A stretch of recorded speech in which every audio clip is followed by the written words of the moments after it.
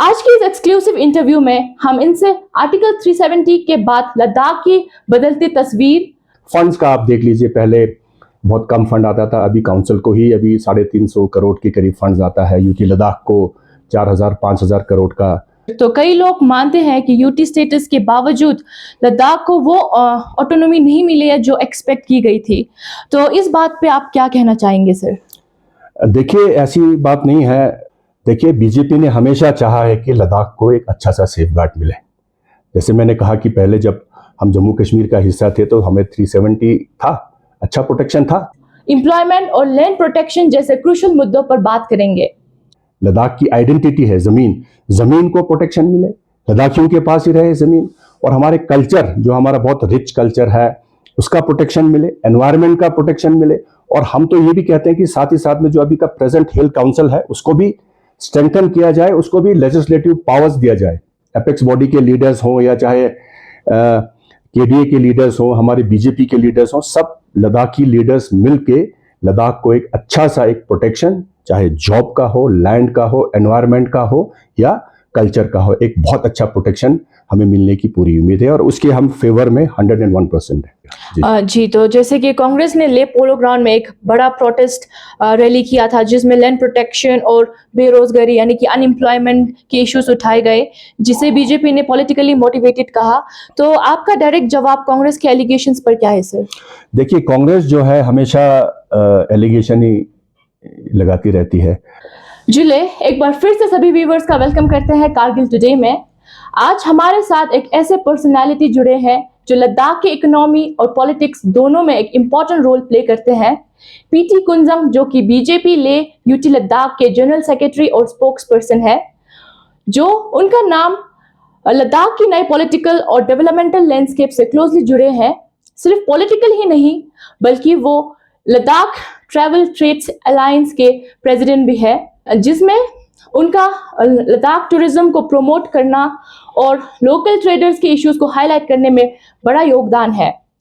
आज की इस एक्सक्लूसिव इंटरव्यू में हम इनसे आर्टिकल 370 के बाद लद्दाख की बदलती तस्वीर, डेवलपमेंट प्रोजेक्ट्स, एम्प्लॉयमेंट और लैंड प्रोटेक्शन जैसे क्रूशल मुद्दों पर बात करेंगे। तो पीटी कुंजंग जी, आपका बहुत बहुत वेलकम है कारगिल टुडे में। तो सर, सबसे पहले हमारा क्वेश्चन है, आर्टिकल 370 एब्रोगेट होने के करीब 6 साल हो गए हैं। आपकी नजर में यूटी स्टेटस के बाद लद्दाख में सबसे बड़ा बदलाव क्या आया है सर? सबको जुले नमस्कार। जैसे आपने बताया कि आफ्टर एब्रोगेशन ऑफ आर्टिकल 370 जो 5 अगस्त 2019 को हुआ था, तो ये जो यूटी का डिमांड था, ये हमारा बहुत पुराना, 70 साल से हम लद्दाख को यूटी बनाने का डिमांड कर रहे थे। तो ये 5 अगस्त 2019 को ही ये हमारा जो सपना था वो पूरा हुआ और उसको बीजेपी ने ही हमें यूटी का स्टेटस दिलाया। तो पिछले 5 साल में अगर आप डेवलपमेंट की बात करें तो डेवलपमेंट तो बहुत हुआ है लद्दाख में, चाहे वो आप किसी भी फील्ड में देख लीजिए। जैसे अभी हमारा रोड इंफ्रास्ट्रक्चर में भी अभी देखिए बहुत सारे डेवलपमेंट्स हुए हैं, टनल्स बन रहे हैं, रोड काफ़ी नए रोड्स बन रहे हैं, शिंकुला टनल बन रहा है। और साथ ही साथ में कनेक्टिविटी के लिहाज से देखें तो बहुत सारी चीज़ें अभी पाइपलाइंस में हैं, बहुत सारी चीज़ें डेवलप हो चुकी है, बहुत सारी चीज़ें अभी होने वाली हैं। तो उसके अलावा हमारे जैसे अभी एजुकेशन सेक्टर में अभी बहुत कुछ बदलाव हुआ है। डिग्री कॉलेजेस काफ़ी यहाँ पे खुल गए हैं, यूनिवर्सिटी ऑफ लद्दाख यहाँ पे खुल गया है। और साथ ही साथ में हमारे यहाँ पे मेडिकल कॉलेज का यहाँ पे फाउंडेशन लेआउट हुआ है, इंजीनियरिंग कॉलेज यहाँ पे आने वाला है। तो एजुकेशन सेक्टर में भी बहुत सारे नए हायर सेकेंडरी स्कूल्स खुले हैं, स्कूल्स को अपग्रेड किया गया है। तो उसी तरह से हेल्थ सेक्टर में भी हमें अभी बहुत कुछ यहाँ पे लेटेस्ट हमारे इक्विपमेंट्स जो मेडिकल में ज़रूरत पड़ते हैं, और जो अभी हमारे हॉस्पिटल्स, जो मेन 2 हॉस्पिटल्स हैं, उनका कैपेसिटी बढ़ाना, उनमें लेटेस्ट इक्विपमेंट्स लाना, और बहुत सारे सेक्टर्स में डेवलपमेंट काफ़ी हुआ है। और आने वाले दिनों में भी लद्दाख में, यूटी लद्दाख में बहुत सारी चीज़ों को अभी प्रपोज्ड उसमें डाला गया है। तो बहुत सारी चीज़ें अभी डेवलप होना बाकी है। फंड्स का आप देख लीजिए, पहले बहुत कम फंड आता था, अभी काउंसिल को ही अभी 350 करोड़ के करीब फंड आता है, यूटी लद्दाख को 4000-5000 करोड़ का फंड आता है। तो हर लिहाज से अभी डेवलप हो रहा है। जो लद्दाख का डेवलपमेंट जो एक रुका हुआ था 2019 तक, एक रुका हुआ था, उसको बीजेपी ने उसको गति देके आगे बढ़ाने का काम किया है। और जो काम पिछले 70-80 साल में नहीं हुआ है वो पिछले 10-11 साल में बीजेपी के सरकार में हुआ है। और आगे भी इसी तरह ये जो पेस है काम करने का, डेवलपमेंट का, वो और भी अच्छी तरह से चलता रहेगा। जी सर, तो कई लोग मानते हैं कि यूटी स्टेटस के बावजूद लद्दाख को वो ऑटोनॉमी नहीं मिली है जो एक्सपेक्ट की गई थी, तो इस बात पे आप क्या कहना चाहेंगे सर? देखिए, ऐसी बात नहीं है। सबसे, जैसे मैंने अपने शुरू में कहा था कि लद्दाख को पहले तो जम्मू कश्मीर से अलग करने का, क्योंकि हम भी एक डिस्ट्रिक्ट का स्टेटस था पहले, और क्या डेवलपमेंट होता था, क्या हमारा यहाँ पे हमारी डिस्क्रिमिनेशन होती थी, यहाँ पे फंड्स टाइम पे नहीं होता था, फाइलें रोके रखी जाती थी, जॉब अपॉर्चुनिटीज नहीं था, डेवलपमेंट नहीं होता था। तो 2019 के बाद सब कुछ बदल गया है। तो अभी इसमें ऑटोनॉमी की बात करते हैं, तब जो ऑटोनॉमी जो अभी हमें अभी मिला है, जो हम अभी यूटी एडमिनिस्ट्रेशन है, जो अभी हम डायरेक्टली हम एमएचए के साथ जुड़े हुए हैं डायरेक्टली, तो जो भी फंड आता है डायरेक्टली एमएचए से यूटी लद्दाख को आता था। पहले जब हम जम्मू कश्मीर का हिस्सा थे तब सारे पैसे जो है, सारा कुछ जो है जम्मू कश्मीर के थ्रू चैनल होके आता था, तो पैसा वहां रोकते थे।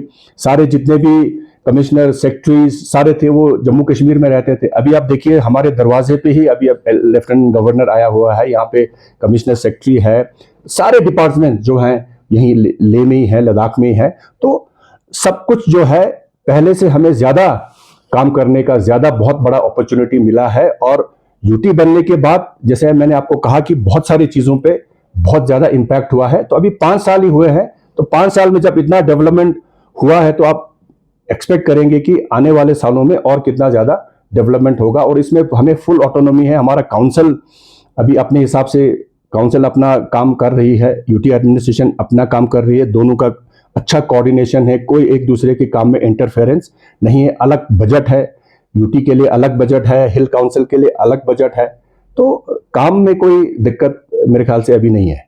जी, तो 6 शेड्यूल को लेकर लगातार डिमांड जो है वो हो रही है ताकि लद्दाख की लैंड, कल्चर और आइडेंटिटी को प्रोटेक्ट किया जाए। तो बीजेपी का इस पर क्या स्टैंड है सर? देखिए, बीजेपी ने हमेशा चाहा है कि लद्दाख को एक अच्छा सा सेफगार्ड मिले।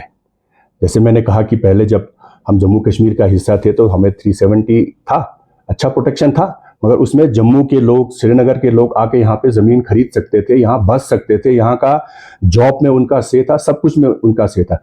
अभी जब से यूटी बना है तब से ये खत्म हुआ है। हम चाहते हैं कि हमें ऐसा अच्छा एक सेफगार्ड मिले जो आर्टिकल 370 से भी अच्छा हो, जिसमें हमारे लद्दाख के, स्पेशली हमारा जॉब जो है वो हमारे लद्दाखियों को ही मिले। जो काम है, जो चाहे गेजेटेड पोस्ट हो, नॉन गेजेटेड पोस्ट हो, लद्दाखी बच्चों को ही मिले। लद्दाख के लैंड जो हमारी एक आइडेंटिटी है, लद्दाख की आइडेंटिटी है जमीन, जमीन को प्रोटेक्शन मिले, लद्दाखियों के पास ही रहे जमीन। और हमारे कल्चर, जो हमारा बहुत रिच कल्चर है, उसका प्रोटेक्शन मिले, एनवायरमेंट का प्रोटेक्शन मिले। और हम तो ये भी कहते हैं कि साथ ही साथ में जो अभी का प्रेजेंट हिल काउंसिल है उसको भी स्ट्रेंथन किया जाए, उसको भी लेजिस्लेटिव पावर्स दिया जाए। हाँ, अभी लेजिस्लेचर की बात चल रही है, 6 शेड्यूल की बात चल रही है, अच्छी बात है।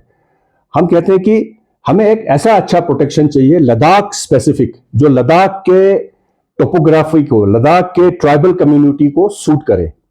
ऐसा एक हमें सेफगार्ड चाहिए। और हम भारतीय जनता पार्टी इस सेफगार्ड के फेवर में है। और अभी आप सबको पता है कि अभी एमएचए और हाई पावर कमेटी के बीच में बातें चल रही है, 1-2 टॉक्स हो चुकी है। तो आने वाले दिनों में और भी ये टॉक्स जो कंटिन्यू होगा, और लद्दाख के लीडर्स को, एपेक्स बॉडी के लीडर्स हो या चाहे केडीए के लीडर्स हो, हमारे बीजेपी के लीडर्स हो, सब लद्दाखी लीडर्स मिलके लद्दाख को एक अच्छा सा एक प्रोटेक्शन, चाहे जॉब का हो, लैंड का हो, एनवायरनमेंट का हो या कल्चर का हो, एक बहुत अच्छा प्रोटेक्शन हमें मिलने की पूरी उम्मीद है। और उसके हम फेवर में 101% है। जी सर, तो अब यूटी लद्दाख में 5 नए डिस्ट्रिक्ट्स जो है वो क्रिएट हो गए हैं सर। तो बीजेपी का क्या रोड मैप है जो ताकि बैलेंस डेवलपमेंट और रिसोर्स डिस्ट्रीब्यूशन इंश्योर किया जा सके? जी जी, अभी हमें आज़ादी के बाद 1947 के बाद पिछले 76 इयर्स में जब हम जम्मू कश्मीर का हिस्सा थे 2019 तक, लद्दाख में 2 ही डिस्ट्रिक्ट थे और पहले तो एक ही डिस्ट्रिक्ट था। फिर 1979 में लद्दाख में 2 डिस्ट्रिक्ट बनाया गया। डिस्ट्रिक्ट बनाने से क्या होता है? डिस्ट्रिक्ट बनाने से पावर जो है वो डिसेंट्रलाइज होता है, लोगों को ज्यादा सुविधाएं मिलती है, डेवलपमेंट काम ज्यादा होता है, जॉब अपॉर्चुनिटीज बढ़ जाती है। तो उसको ध्यान में देखते हुए 2 से अभी 7 डिस्ट्रिक्ट कर दिया गया है। 5 डिस्ट्रिक्ट और अभी हमें रिसेंटली मिला है, जो बीजेपी के दौरान गवर्नमेंट के दौरान मिला था। और हम डिमांड बहुत सारा करते थे पहले।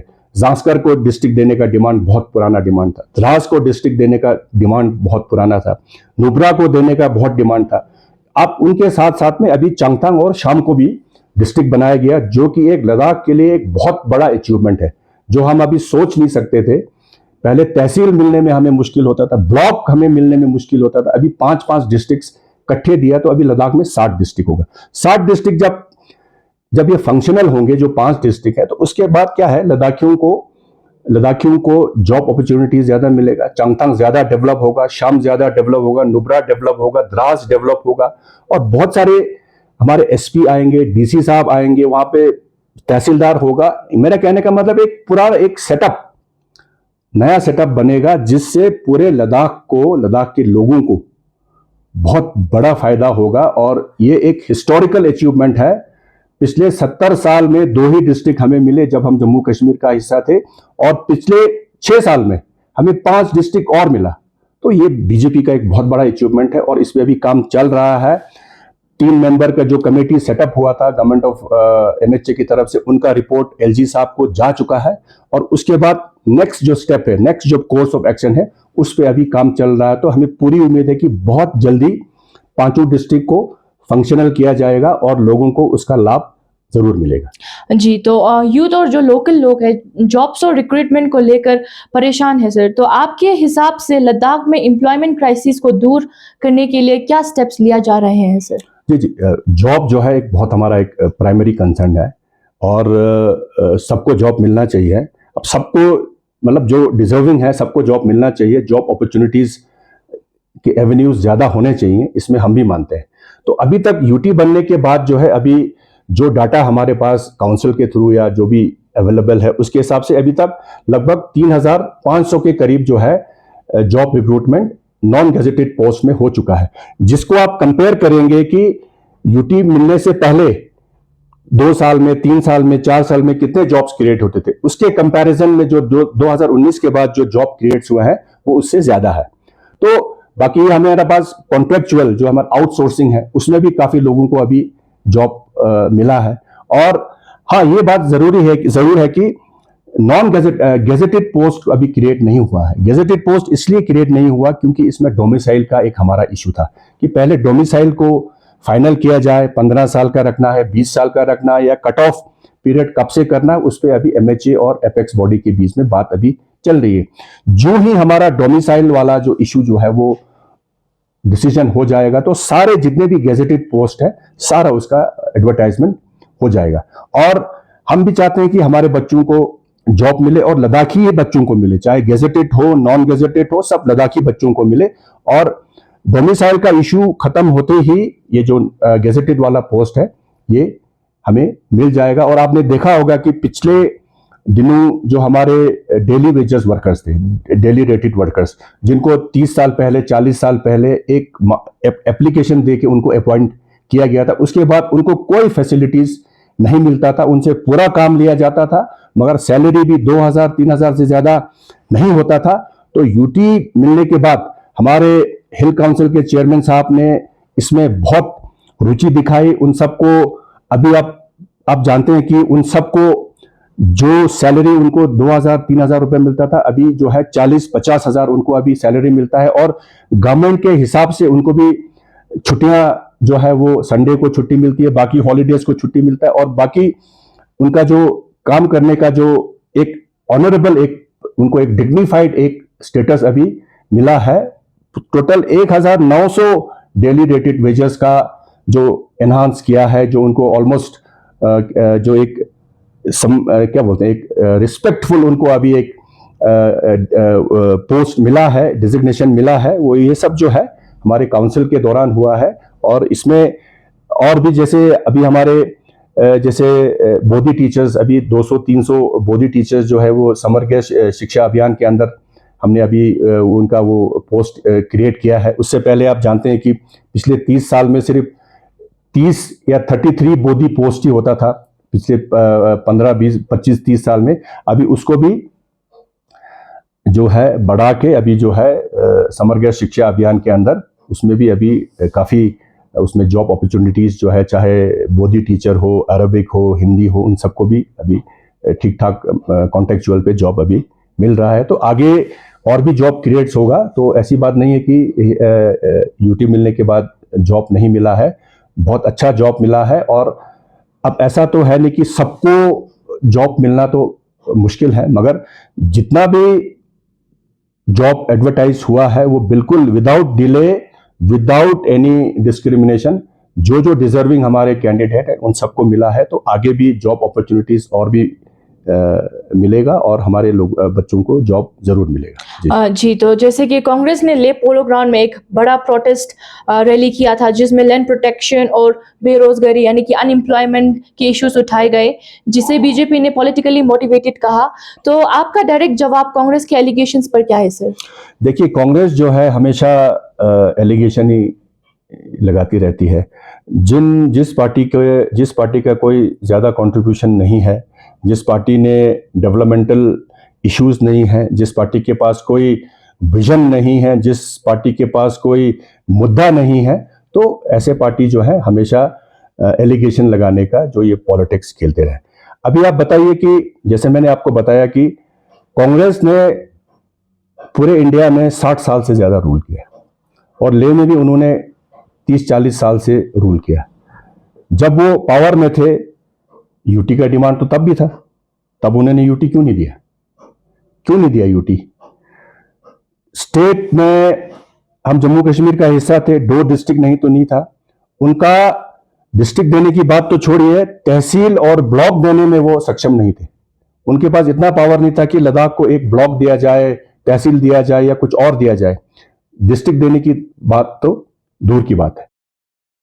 डेवलपमेंट का काम बहुत हुआ है, तो इसमें एलिगेशन लगा के आप लोगों का ध्यान जो है वो भटका नहीं सकते।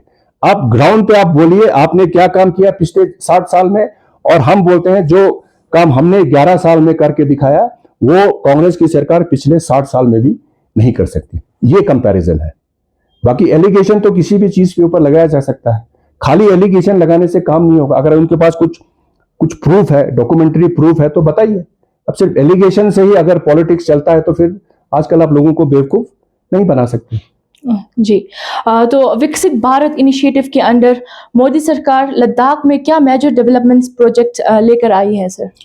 जैसे विकसित भारत जो है ये एक मोदी जी का एक सपना है। 2047 तक भारत एक फुली डेवलप्ड नेशन बन के तैयार होगा। तो इसके ऊपर अभी बहुत सारे काम चल रहा है विकसित भारत बनाने के लिए, जिसमें अभी हमारे इकोनॉमी को अभी 3rd लार्जेस्ट इकोनॉमी बनाना, फिर इंफ्रास्ट्रक्चर को ज़्यादा से ज़्यादा अच्छा करना, कम्युनिकेशन सिस्टम को अच्छा करना, हमारे बाकी जितने भी हमारे एजुकेशन सिस्टम को अच्छा करना, मेडिकल फैसिलिटीज़ को अच्छा करना, जो बिलो पॉवर्टी लाइन लोग हैं उनको अबव पॉवर्टी लाइन से ऊपर लाने का काम जो है, ये बहुत सारी चीज़ें जो है अभी ग्राउंड पे अभी चल रही है। तो आने वाले दिनों में अगर लद्दाख का आप देखें तो लद्दाख में अभी बहुत सारा कुछ जो है इसी 5 साल में आपने देखा होगा बहुत सारा चीज़ डेवलप हो चुका है।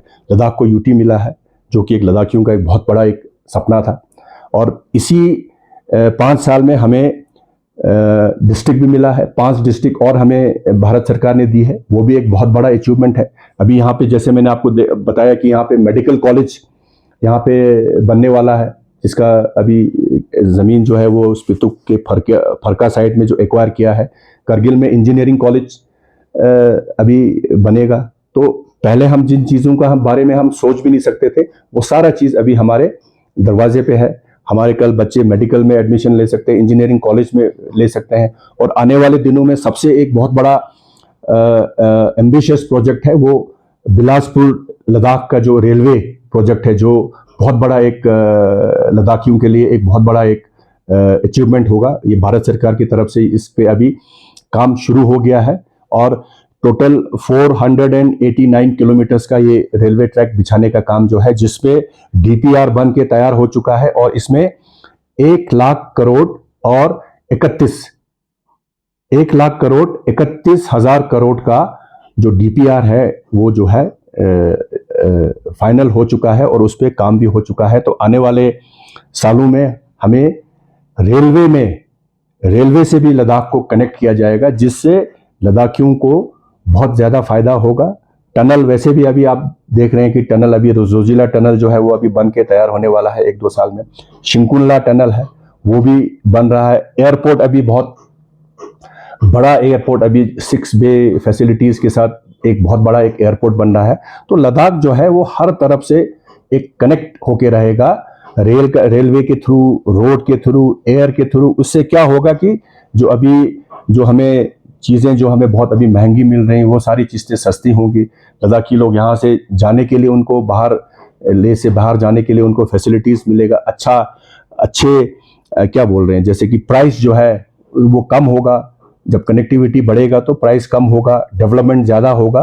तो ये सब चीज़ें जो है भारतीय जनता पार्टी के सरकार में ही होना है और आगे भी इन सब चीज़ों पे जो है काम जो है बहुत अच्छी तरह से होगा। और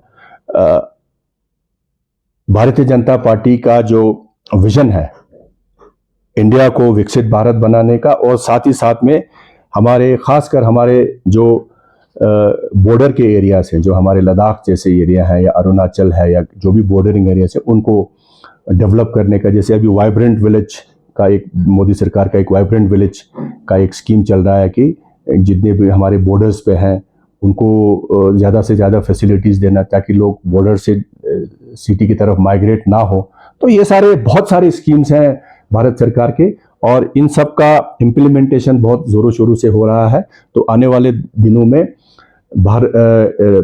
हिंदुस्तान के साथ साथ लद्दाख भी डेवलप्ड बहुत अच्छी तरह होगा, चाहे वो हेल्थ का हो, सेक्टर हो, एजुकेशन हो, एम्प्लॉयमेंट हो, जो भी हो, उन सब में लद्दाख को भी बराबर शेयर मिलेगा और लद्दाख भी डेवलप करेगा। जी, तो लद्दाख की टूरिज्म इंडस्ट्री एक मेजर इकोनॉमिक बैकबोन है। तो आप जो है वो ट्रैवल ट्रेडर्स अलायंस लद्दाख के प्रेसिडेंट भी है।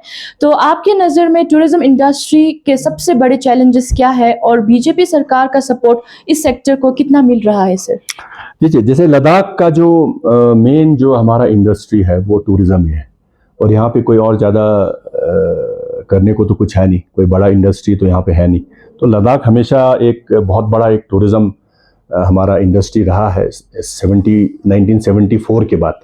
तो 1974 के बाद यूं ही टूरिज्म लद्दाख में खुला तो लद्दाख के लोगों को बहुत फ़ायदा हुआ। लोगों ने एम्प्लॉयमेंट अपॉर्चुनिटी बहुत बढ़ा, लोगों ने होटल्स बनाना शुरू किया, लोगों ने गेस्ट हाउस बनाना शुरू किया, लोगों ने गाड़ियां लाई, टैक्सी हो, टेम्पो हो, जो भी हो। तो पिछले 40-50 साल में टूरिज्म बढ़ने के बाद लद्दाख भी काफ़ी डेवलप हुआ है। तो लद्दाख अगर इकोनॉमिकली अगर डेवलप हुआ है तो बिकॉज ऑफ टूरिज्म सेक्टर।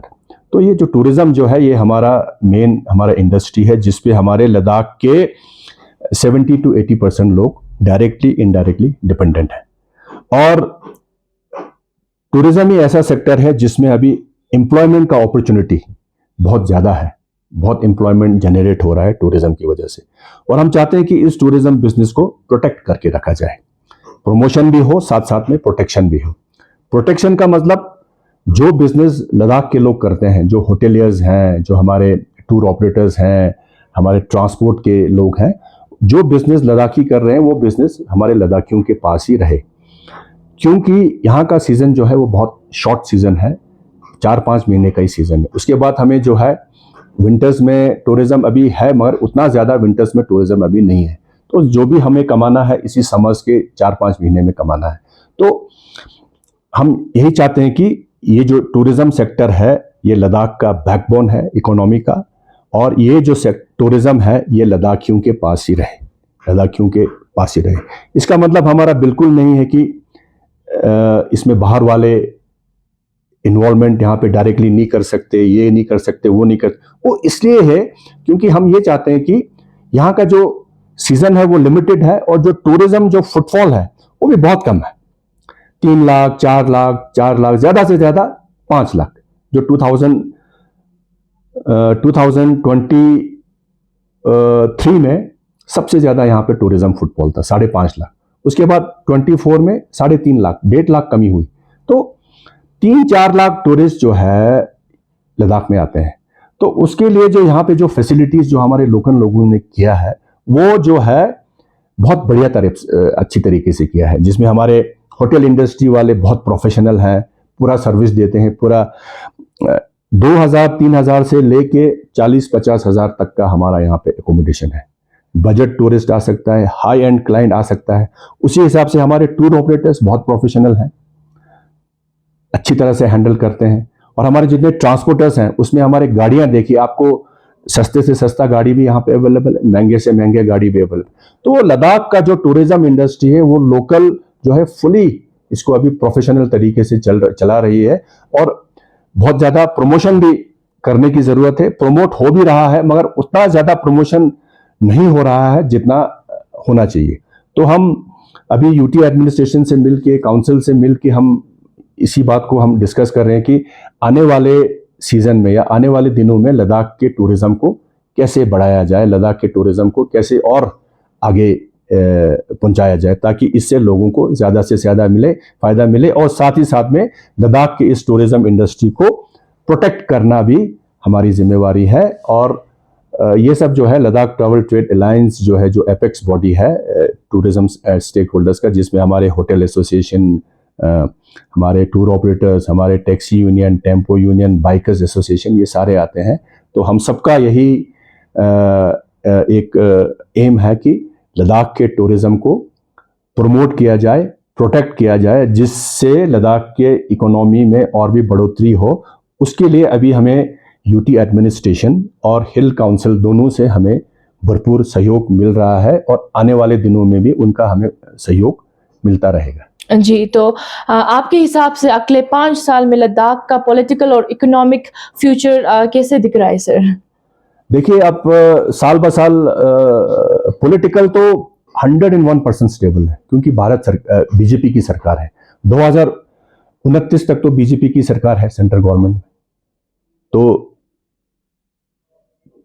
तीसरा टर्म है मोदी जी का जो चल रहा है अभी। और पिछले मैंने जैसे आपको बताया कि 11 साल में कितना डेवलपमेंट हुआ है, उससे ज्यादा डेवलपमेंट आने वाले दिनों में और आपको देखने को मिलेगा। और साथ ही साथ में बीजेपी की सरकार जो है वो सबका साथ, सबका विकास, सबका विश्वास और सबका प्रयास, इस पे चल रहा है। तो इसमें कोई ऐसा तबका नहीं है, कोई ऐसा माइनॉरिटी, कोई हमारा कम्युनिटी नहीं है जिसको भारतीय जनता पार्टी साथ लेके नहीं चलती। तो भारतीय जनता पार्टी हर किसी को साथ लेके चलने का प्रयास करती है, और हर किसी का डेवलपमेंट चाहती है, और सबका विकास चाहती है। और साथ ही साथ में आपने देखा होगा कि पिछले 11 साल में करप्शन का एक भी केस अभी आपने नोटिस नहीं किया होगा पिछले 11 साल में। उससे पहले जब कांग्रेस का पिछले 60 साल में आपने देखा होगा कितने बड़े बड़े स्कैम्स हमने देखे हैं। 2G स्कैम, कोल स्कैम, कॉमनवेल्थ स्कैम, बोफोर स्कैम, बड़े बड़े घोटाले। अभी आपने देखा होगा कि पिछले 11 साल में एक भी स्कैम भारतीय जनता पार्टी के सरकार में नहीं हुआ है, क्योंकि मोदी जी ने वादा किया है लोगों से, ना खाऊंगा ना खाने दूंगा, और उसी पे चल रहे हैं। और पिछले 11 साल में पूरा एक ट्रांसपेरेंट सरकार, अकाउंटेबिलिटी, डेवलपमेंट सब कुछ हो रहा है। और मोदी सरकार के, बीजेपी के सरकार में कोई भी ऐसा गलत काम नहीं होगा जिससे किसी कम्युनिटी को नुकसान हो। तो भारतीय जनता पार्टी जो है ये कमिटेड एक सरकार है, और आने वाले दिनों में भारत में जितना विकास होगा, साथ ही साथ में लद्दाख में भी उतना ही विकास होगा। और जो हमारा टूरिज्म सेक्टर है वो भी हमें पूरी उम्मीद है कि with the support of the UT administration, the tourism department and Ladakh autonomous hill development council, आने वाले 5 साल में भी टूरिज्म भी बढ़ेगा, और लोगों को टूरिज्म से ज़्यादा फायदा मिलेगा। जी सर, तो अंत में लद्दाख के यूथ और नए जनरेशन के लिए आप क्या मैसेज देना चाहेंगे जो अपने करियर और फ्यूचर को लेकर अनसर्टन फील कर रहे हैं सर? देखिए, इसमें मेन जो है हमारा जो जॉब का है, जॉब जैसे मैंने आपको पहले बताया कि नॉन गेजेटेड पोस्ट में तो काफ़ी जॉब्स जो है वो क्रिएट हो चुका है और बहुत सारों को जॉब मिला भी है। अभी इसमें जो हमारे इश्यूज हैं, मेन इश्यू जो है हमारा ये जो अभी गेजेटेड पोस्ट का है, तो हम भी चाहते हैं कि हमारे बच्चों को गेजेटेड पोस्ट में जॉब एडवर्टाइज होना चाहिए, क्योंकि एज तो टाइम तो किसी का वेट नहीं करती, टाइम तो निकलता जाता है। तो एक एक स्टूडेंट के लिए एक एक साल बहुत कीमती होता है और उनका ड्यूटी मिलने के बाद 4-5 साल उनका वेस्ट हुआ है। तो हम चाहते हैं कि जब भी ये जॉब एडवर्टाइज हो तो उनको इस 5-6 साल जो उन्होंने वेस्ट हुआ है जिनका, उसको भी उसमें कंसिडर किया जाए और जल्दी से जल्दी डोमिसाइल लॉ को फाइनल करके जितने भी गेजेटेड पोस्ट हैं उनको निकाला जाए। और साथ ही साथ में उसके बाद हमारा एक पीएससी जो है अलग से लद्दाख के लिए पीएससी अलग सेपरेट करना है या कि एज पर पास प्रैक्टिस जम्मू कश्मीर के साथ रखना है, उस पर भी हमें ध्यान देने की ज़रूरत है। और मैं कहता हूँ इश्यूज तो बहुत सारे हैं अभी, हमारा प्रोटेक्शन का इशू है, सेफगार्ड का इशू है, कल्चर एनवायरनमेंट का इशू है, और मैं कहता हूँ सबसे जो हमारा इम्पोर्टेंट इशू है वो एम्प्लॉयमेंट का है। तो इस पर मैं यही कहना चाहूँगा कि एपेक्स बॉडी और केडीए को जो अभी बात चल रही है हमारे एमएचए के साथ, उसमें हमें इन जॉब्स को पहले कैसे हमारे बच्चों को देना है उसमें हमें काम करने की ज़रूरत है। उसके बाद जो स्टेप बाय स्टेप हमारा प्रोटेक्शन है, ये बाकी हमारा जो भी इश्यूज हैं उस पर बात करने की ज़रूरत है। तो प्रायोरिटी पे हमें जो अनएम्प्लॉयड यूथ्स हैं उनके बारे में सोचने की ज़रूरत है। और भारतीय जनता पार्टी जो है फुली कमिटेड है कि हमारे बच्चों को जॉब मिले, हमारे बच्चों को काम मिले, और जो उनकी जो अनसर्टेनिटी है या जो जॉब के बारे में जो अनसर्टेनिटी है वो सारा कुछ ख़त्म हो जाए। उसके बारे में हमारे बीजेपी के चाहे स्टेट लेवल के हो या हमारे काउंसिल के चेयरमैन हमारे टैशी गैल्सन जी, आपने देखा होगा कि वो बार बार दिल्ली जाके वहाँ के हमारे अमित शाह जी से या जो बीजेपी के बड़े बड़े लीडर्स हैं उन सब से मिल के इन सब इश्यूज़ को जल्दी से जल्दी रिजॉल्व करने की पूरी कोशिश कर रहे हैं। और बीजेपी इस बात को 101% सपोर्ट करती है कि हमारे अनएम्प्लॉयड यूथ जो हैं उनको जल्दी से जल्दी जॉब मिले, गैजेटेड का जो पोस्ट जल्दी से जल्दी क्रिएट हो, और नॉन गैजेटेड पोस्ट में भी जितना हो सके जॉब क्रिएशन ज़्यादा हो। उसमें बीजेपी पूरी तरह से हमारे इन जितने भी हमारे पढ़े लिखे जवान हैं या अनएम्प्लॉयड यूथ्स हैं उनके साथ हम बराबर से हम खड़े हुए हैं। जी, तो जैसे जैसे ये डिस्कशन अपने अंजाम पर पहुंच रहे हैं, एक बात क्लियर है, लद्दाख एक नए ट्रांजिशन फेज में है जिसमें डेवलपमेंट और अपनी यूनिक आइडेंटिटी को प्रोटेक्ट करने का एक बड़ा चैलेंज है। पीटी कुंजंग जी सिर्फ एक पॉलिटिकल लीडर ही नहीं बल्कि लद्दाख के टूरिज्म और इकोनॉमिक सेक्टर का भी एक स्ट्रॉन्ग रिप्रेजेंटेटिव है। उनका विजन, चाहे वो इंफ्रास्ट्रक्चर हो, एम्प्लॉयमेंट हो या कल्चरल प्रिजर्वेशन, लद्दाख के फ्यूचर को आगे करेंगे। आज के वैल्यूएबल इनसाइट्स के लिए पीटी कुंजंग जी आपका बहुत बहुत शुक्रिया और कारगिल टुडे के साथ बातचीत करने के लिए। देखते रहिए कारगिल टुडे जिले। For more updates, subscribe to our channel Kargil Today. Click the show links and enjoy watching the videos. Like us on Facebook and follow us on Instagram. Keep watching Kargil Today. Keep enjoying Kargil Today, the only voice of Kargil Ladakh.